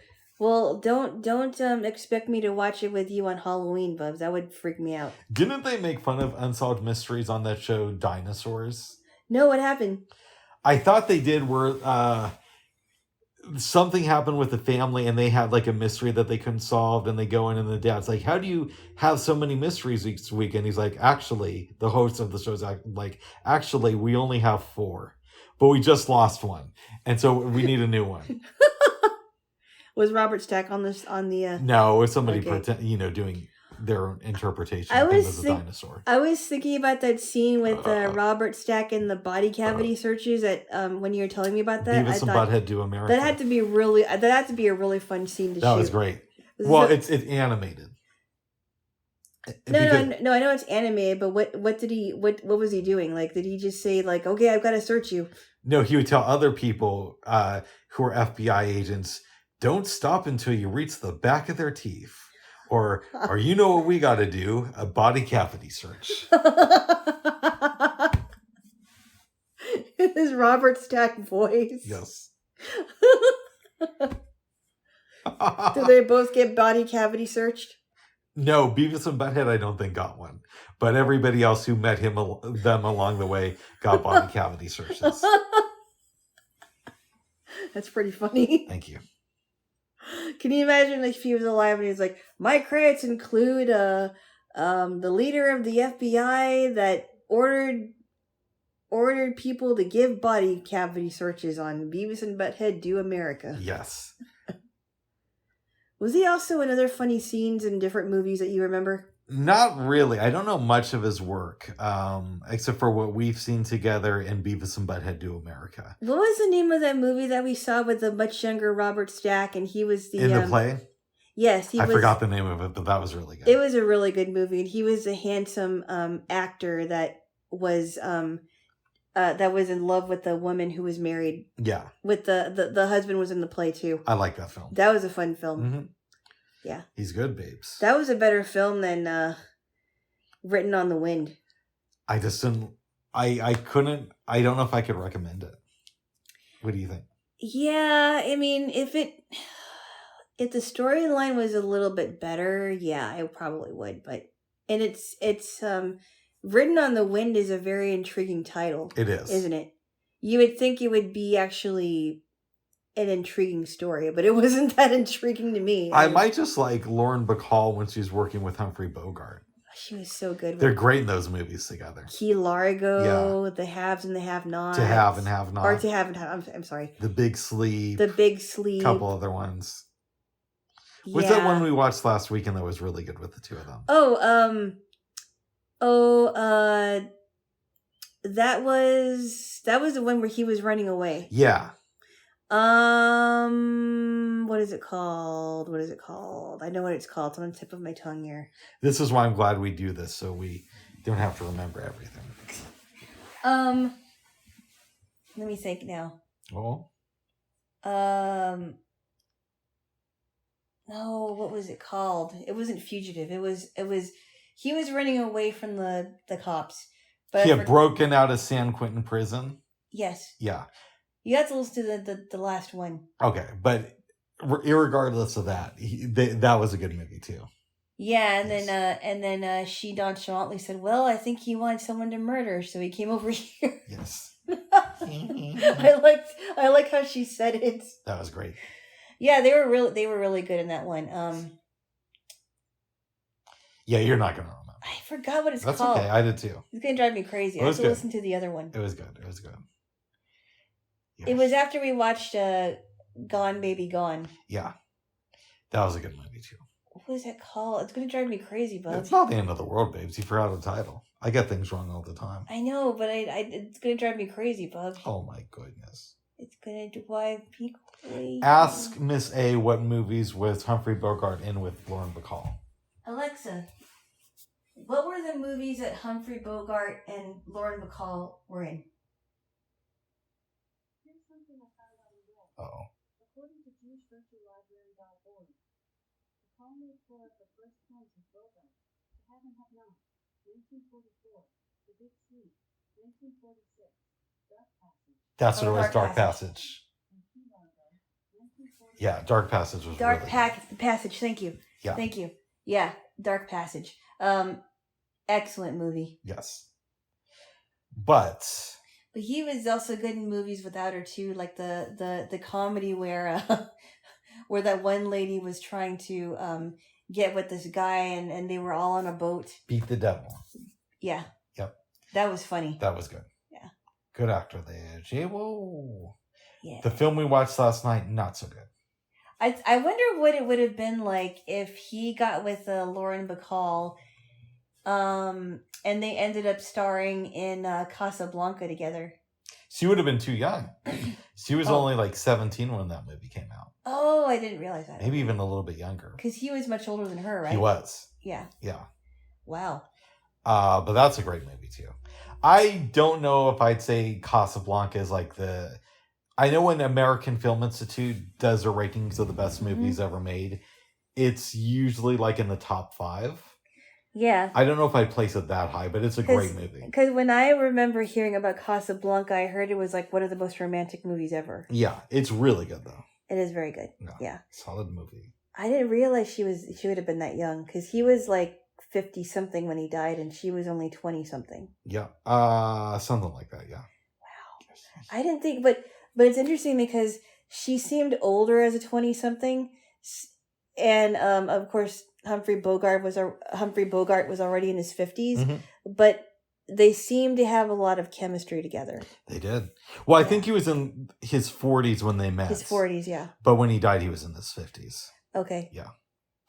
Good stuff. But he wasn't married to her for that long, it sounds like. He was married to her for a while. Okay. Yeah. Maybe 10 years. Okay, well, 10 years is a good time, is a good while. Especially when it ends in death. Oh, Yes. I so sad. He died, babes. I know. I wish he would have lived longer. It would have been interesting to see what he would have been like in his 70s. Did you say? Yeah, I would wonder that too. Did you say that of all the funny names that husbands and wives call each other, did you say that Clark Gable used to call his wife Ma? That's what he called Carol Lombard. Yep. Yeah. Mm-hmm. Yeah. Yeah. Like Bogart is interesting too, because I know you don't see, but when I think about Humphrey Bogart, I usually think of him in black and white. Because that's how most of his iconic films are shot in. Oh yeah, I understand that. Yeah. I get that. Good stuff there, Jaylo. But yeah, him and Lauren Bacall, I mean, excellent. Yes. Chemistry. Yes. And then we talked for a while before getting ready for bed. Well, forgot we had all the ice cream. That was between the two movies. Between the two movies, so we ate some good ice cream. Yes. The ice cream that I wasn't going to get, but I ended up getting it by accident. I offered to eat it all for you, so you didn't have to live with the mistake you made. No, it was a good mistake. It was a happy accident, I would call it. Well, good. Isn't that what older people say when they can see the kid at like 49? An accident? A happy accident? No. Okay. I thought that's what they said. A happy accident. Yeah. I don't know. Okay. A surprise. I heard it called a surprise. Oh. I heard them having a baby at an older age is a surprise. That's weird. Not an accident. That would suck to have like really old parents. I've heard I never met anyone. No, actually I've known people like that. Actually I did. I went to school with this girl, I won't mention her name, and she was the youngest of 3 kids, and both of the kids were like 10 plus years older than her, and her parents were like super old. I have a friend of mine, and she's the youngest of 9 kids. Good grief. Yeah. Do you still keep in contact with her? Yeah. I tell you who she is, but I don't say names here. But you talked about her many times. Yes. 9 kids. Youngest of 9. And how old is the oldest one? That I could not tell you. Wow. But according to her, there's like a big age spread. Good grief. Because her dad was like really old when she was born. Wow. Yeah, I don't know how old this girl's parents were, but she was definitely like older than the parents were older than my parents, and I didn't even think of my parents as being old. But that's because your parents started young. They were getting after it from a young age. Well, they were only 23 and 21. Yeah. They weren't super young, but they were young enough. That's, in my mind, that's super young to have kids. Well, I mean, that's super young in, when you think about the 80s, right? Yeah. That is super young, but I mean, they were into premarital sex. Bubs. What? We're not supposed to talk about No, that. We're not supposed to talk about. We're not supposed to talk about certain things here, babes. That's what I said. Okay. Bubs. Well, let's change the subject. You do it again, I'll tickle you. Sorry, babes, but they were young though. Is what I'm trying to say. They were young. Yes. They were young. Oh, good. I mean, if you're going to mention them, then I should mention your other friend. Mm-hmm. Oh, did I have a friend who had kids at a young age? Or yes, you do. And I know this person. At a young age? Yeah. Oh, that one. Yeah. That one. Yeah, that one. Yeah. That one. Yeah, but even he says that that's weird. Like my friend isn't like, we had kids at a young age and that's super normal. He tells me that that's weird and that it's, That they shouldn't have had them that young? I don't know if he phrases it quite like that, but he says that it's weird being the age that he is now and having kids as old as they are. I know, because, I mean, by the time my parents were in their 40s, I was already 16, and that isn't, as young as if they had us when they were 18 and 20. You know what that friend told me, babes? What's that? He knows somebody from where he lived when he was a kid. Mm-hmm. I think he said that they had kids. He knows a couple who had kids in like the 8th grade. What? Yeah. And they were still together? I don't know if they're still together. Oh, good grief. Yeah. I knew somebody. I went to this program in DC in 99. Mm-hmm. It was right before I turned 19, and there was a kid who already had a 5-year-old, and he was 17. That is insane to me. Isn't it insane? Yeah. I'm like, I wasn't even thinking about that when I was 12. I was thinking about. I wasn't thinking anything about having any babies when I was 12. I was a hornball at 12, so I was thinking about getting with girls, but I wasn't, doing it. A big walking hornball. Oh my goodness! What else? I remember. So I'll finish with this, and then we can talk about something else. Go ahead. I remember when I was a kid. I was in 8th grade. I was about 14, And in my English class, we read a short story called Bonnie's Real Life Doll. Okay. And it was a story about this girl that got pregnant when she was 14, and then she had the baby for a while, and then she ended up giving the baby up for adoption. And I'm like, 14 is super young. Yeah. To be thinking about having, and I even thought that 13 and 14 was young when I was that age. And I'm like, I cannot imagine somebody having a baby at 12. That is crazy stuff to me. It is. And their minds aren't even mature yet. And by the time that the baby is the baby is 5, the mom and dad would be like 17. I'm like, I can't even imagine. Okay, that. Here's a weird question for you. Yeah. Let's say somebody has parents who are like billionaires and they're super rich. And they decide at 12 that they want to start a family.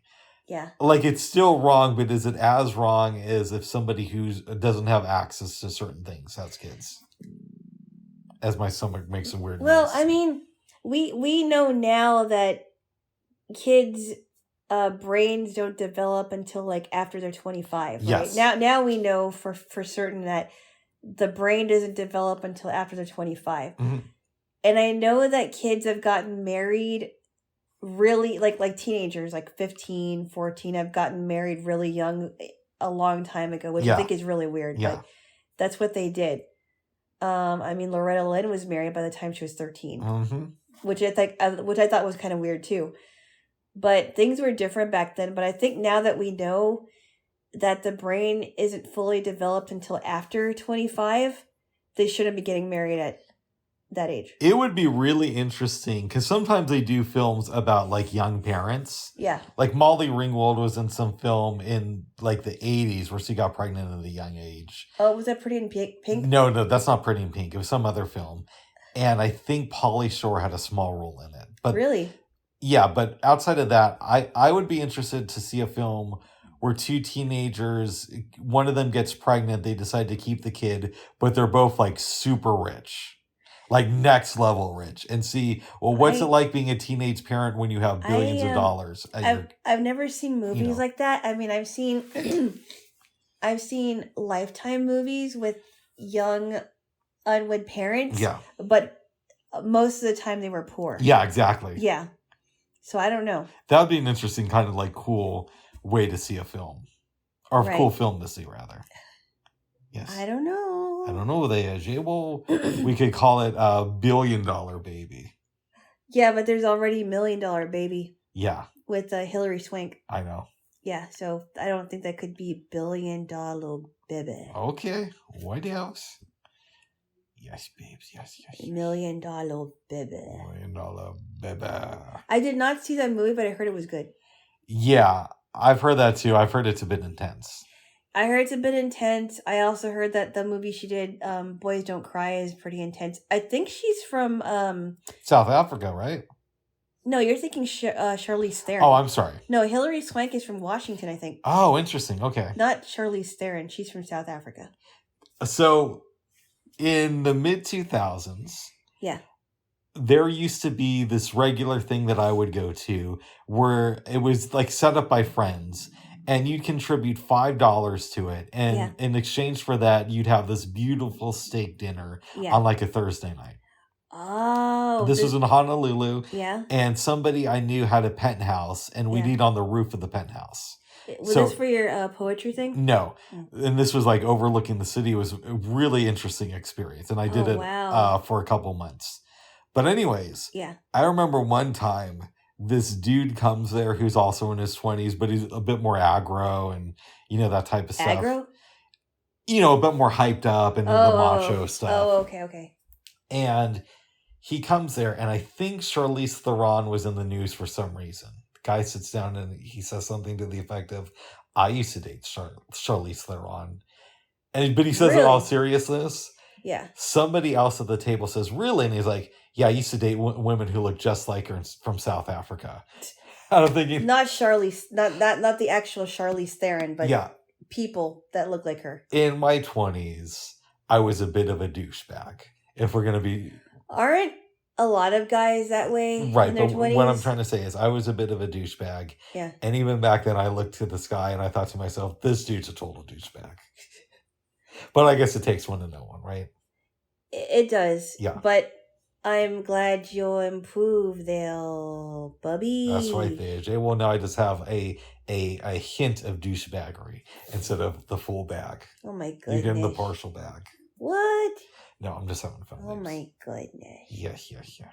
Yeah, that's why I don't think we would have gotten along 20 years ago. Oh. I think you would have been way too immature for me. Thank you. And, I went through my immature time too, but I wanted a guy that was going to be serious about being with me then, Well, I would have been serious about being with you for the night. Yeah. Yes. That's why I probably wouldn't have dated you back then. Oh. Well, you're dating me now there, Jaylo. Oh. Yes. Oh. But I think that one of the best movies that we saw this weekend was The Producers. I agree with you. Yeah, and I wish you were awake for Double Indemnity. I saw most of it. Okay. You did, but you slept through parts of it. I liked Indemnity times 3 minus 1. Don't change the title. I know. Oh my god. I don't think I'm going to see the 2005 version of The Producers. I know it's made I have into no a interest musical. in that. I know that it's a musical, but I'm like, I don't really need to see, Nathan Lane in there and Matthew Broderick, because I think the original one is a lot funnier. Something tells me they probably toned it down. But what do I know? It could I don't be know. They probably made it a little bit more flagrant than the original one, but I like the original one just fine. I thought it was funny. Mm-hmm. And I thought Gene Wilder was excellent in the movie too. Yes. Everybody's good in it, babes. Very good. Yes. Jaylo. Yes. Did you have any dreams last night? I did not. My girlfriend. No, I did not. I was very tired once I got to sleep because I took one of my one of the pills that I have, and it wasn't that long until I was gone. We should say after the second movie and we talked for a while, you were getting tired, so we got ready for bed, and I was out pretty quickly. Oh yeah, you were. Oh. Mm-hmm. Yes. But that wasn't the case with you, babes. You took some pills. I took one. Nice. I woke up a couple of times throughout the night, but overall it was a really good rest, and I did have 2 dreams. Well, now tell me the dream. Okay.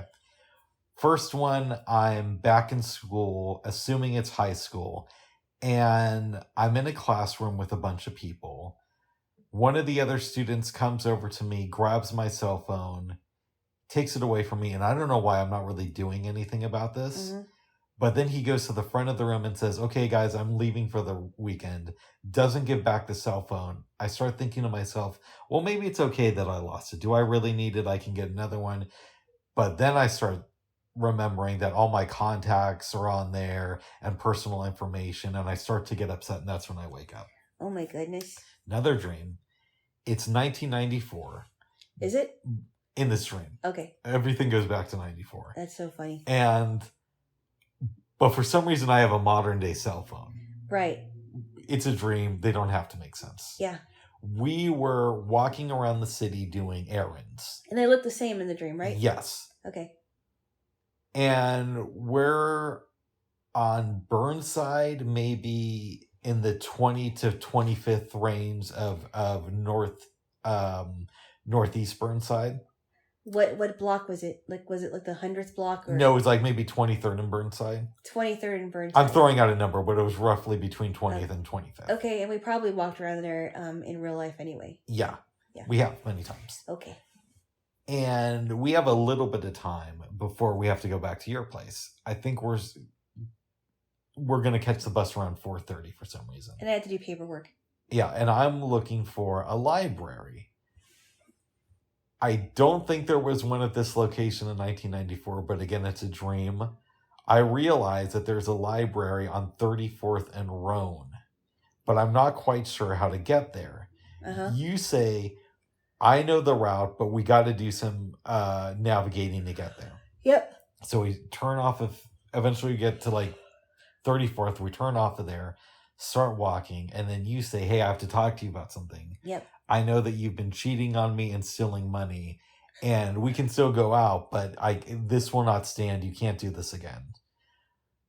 Next thing I know, I'm inside this wheelbarrow, and you're pushing me down the street, and we're watching the local news on like a nearby TV, but we're still headed towards the library, and that's when I wake up. That is weird. Yeah. And just for the record, you haven't been cheating on me, No. and you haven't stolen money from me. We are polyamorous streamers. Oh my goodness. But I'm allowed to be with other women in my dream, and you're allowed to be with other men in yours. Yes. No, we're not. Well, I thought well, in that case, I have been cheating on you for not allowing Bubs. What? No. No, we are polyamorous streamers. What? Yeah. I wouldn't even call it that. What would it's you just call a dream. it? Oh. It's just a dream that doesn't really mean anything. Oh. Yeah. And by the way, the guys that were in my dreams were the ones hitting on me, not the other way around. You're allowed to fool around in your dreams. Oh with my other guys, goodness. I'm not going to hold it against you. Bubs. What? Whatever. But you're my conscious partner. Ugh. And that's what I love about you, babes. Oh my God. So give me a conscious kiss. Why? Because you need a conscious kiss. One of the conscious goodnight. Oh my goodness. Yodo. Weird orgy, but I love you. Babes. Yes. What intentions do you have for the next week? Oh, I like your question. Thank you. Which I think is kind of interesting. Mm-hmm. Well, I'm not exactly sure. That's a good question. I don't really have a lot on my agenda this week, but I'm sure that there are things that I'll have to give attention to. Excuse me. Yes.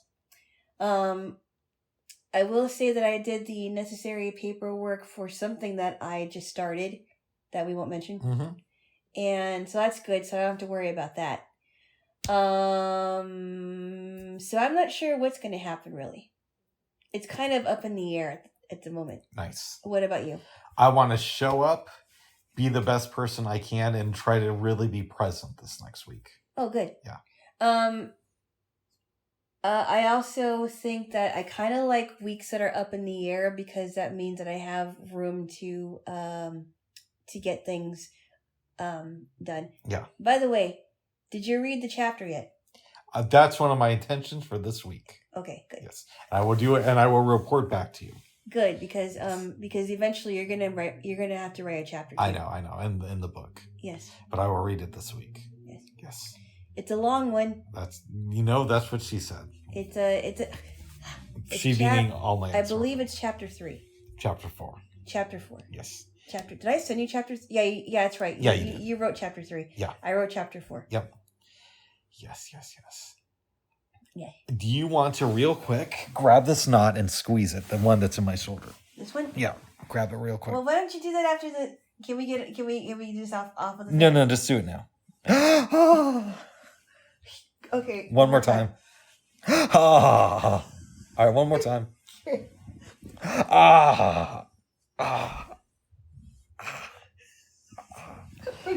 We did that now because I have to go after this. Okay, let me do it one more time, Buzz. All right, go ahead. I'm gonna give it all I got, Buzz. Oh, go ahead. Okay. Very good, Paige. Very good. Well, that's what you said, Buzz. That's what I said. Well, babes, I know you got to kick me out. Yeah. Is there anything else you wanted to discuss? I thought it was really interesting that you wanted me to squeeze the living daylights out of your shoulder. That's because there's a knot there. Okay. Yes. Well, if you want me to for a few minutes, I'll be a lot more gentle with that. No, because I think we should probably, Oh my goodness. Yeah. Yes, but I appreciate that, babes. Okay. All right, babes. Anything else? No. All right. Bye-bye for now. Bye-bye. Bye-bye.